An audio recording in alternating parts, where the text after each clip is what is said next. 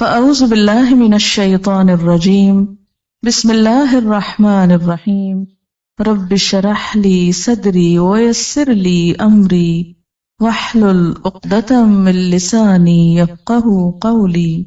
قرآن پاک کی یہ آیت جو ہے وہ بہت آیات پر بھاری ہے، جو اگر انسان سمجھ لے تو اس کے بہت سے اعمال کا قبلہ درست ہو جائے، اس کے حالات درست ہو جائیں۔ ہمارے ملک میں سب سے زیادہ اگر قرآن کا کوئی حصہ پڑھا جاتا ہے تو شاید وہ سورۃ یاسین ہو، لیکن اگر اس کی ایک آیت لوگ سمجھ لیں تو ان کی اصلاح کے لیے کافی ہو جائے۔